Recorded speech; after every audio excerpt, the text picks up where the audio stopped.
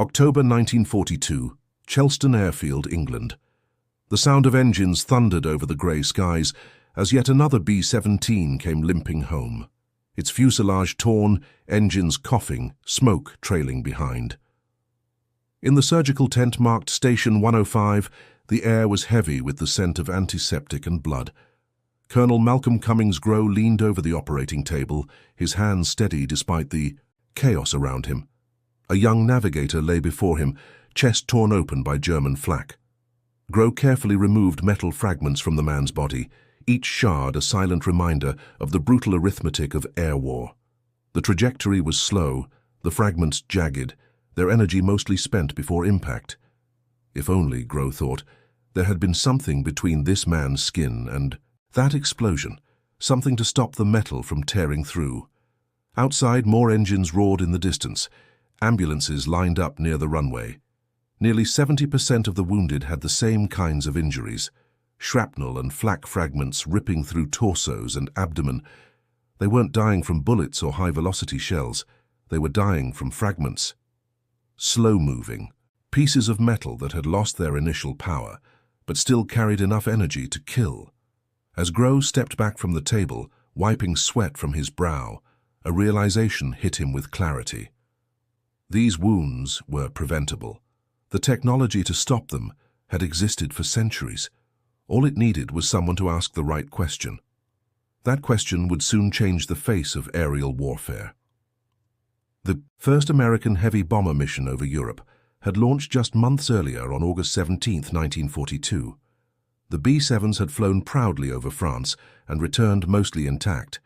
But that brief moment of optimism had vanished as the 8th Air Force pushed deeper into German-controlled territory. Every mission became bloodier than the last. In October, a comprehensive analysis of combat casualties revealed something shocking. Most bomber wounds weren't caused by enemy fighters. They were caused by flak, by the deadly bursts of anti-aircraft shells that filled the sky with metal rain. Nearly 70% of all crew injuries came from these low-velocity fragments. Colonel Grow studied the data closely. Most fatal injuries struck the chest and abdomen, the very core of the body. Protect the torso, he reasoned, and you could save lives. But how? Traditional armor was heavy, cumbersome, and long dismissed by modern armies. Infantry couldn't move in it, but airmen didn't need to run. They needed to survive in tight metal tubes, flying through flak storms at 20,000 farsif. Grow realized that aviation warfare had its own physics, its own kind of vulnerability. The fragments that killed airmen weren't high-speed bullets.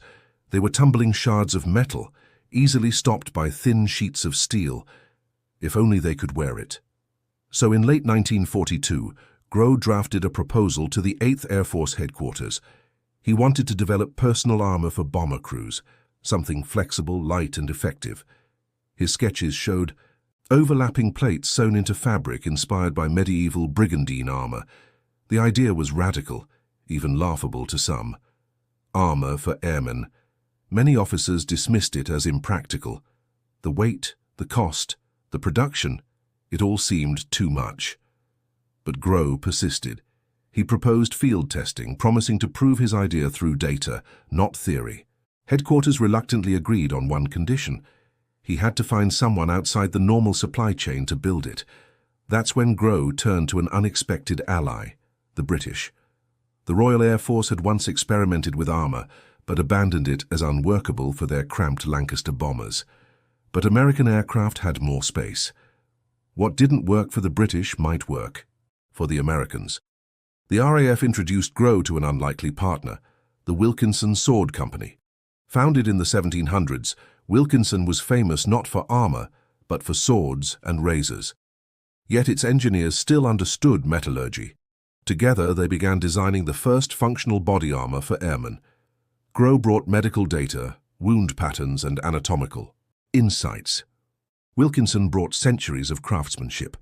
They experimented relentlessly, balancing protection with flexibility and comfort. The final design was simple but ingenious. Small, overlapping plates of manganese steel, 2 in square, 1 millimeter thick, sewn into canvas vests backed with soft cotton. The plates overlapped like fish scales, light enough to wear, strong, enough to stop fragments. The full vest and apron weighed around 22 lb, heavy but survivable, and crucially, it had a red quick-release cord so a crewman could shed it instantly in an emergency. By early 1943, the first prototypes were ready. Crews began flying missions wearing the experimental vests. When the wounded came back, medical officers found flak fragments embedded in the steel plates, stopped cold before reaching flesh. Word spread quickly through the air bases. Airmen began asking for the armor by name. Wilkinson's small factory couldn't keep up with the demand. They could make maybe 100 vests a month, far less than needed. Grow knew he needed American production. That summer, he brought the project home. The War Department approved domestic manufacturing, and soon another unlikely collaborator joined the effort. The Metropolitan Museum of Art in New York. Its arms and armor department, led by curator Stephen Granzi, turned centuries of medieval design into modern innovation. In their workshops, where knights' armor once gleamed, craftsmen studied 15th-century brigandines to refine the Air Force's vest design.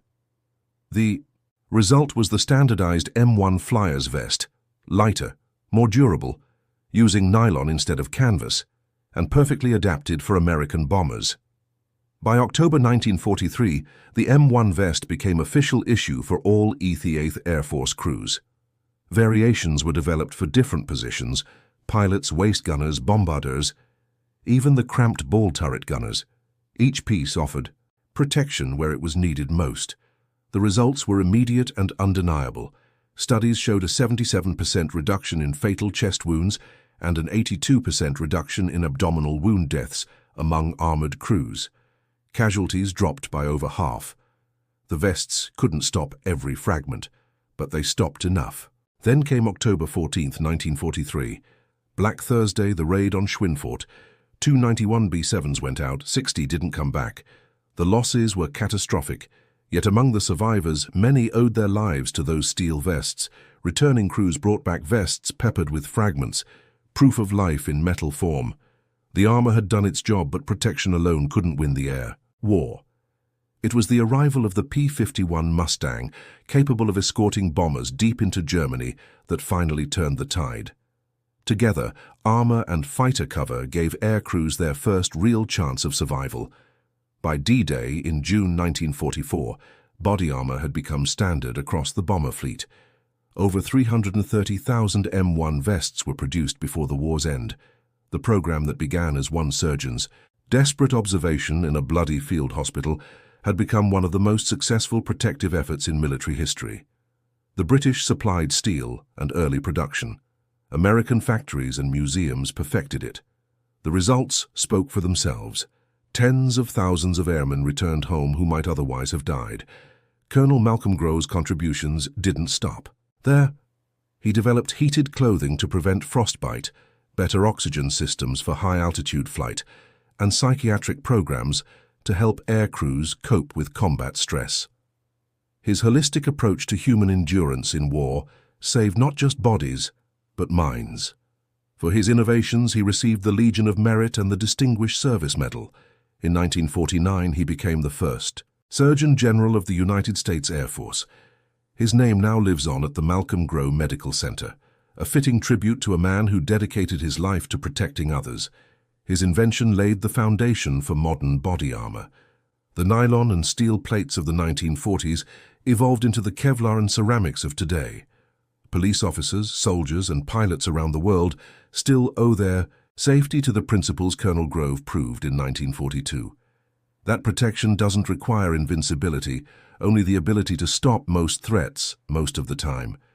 His legacy is not one of battle or bloodshed, but of quiet, relentless determination to make survival possible. The story of Malcolm Grow and the flak vest isn't about glory. It's about problem-solving, observation, and the courage to act on data when lives hang in the balance. One surgeon, a swordmaker, and a museum changed the mathematics of war. Together, they proved that even in the darkest days of conflict, innovation and compassion could forge armor not just of steel, but of hope.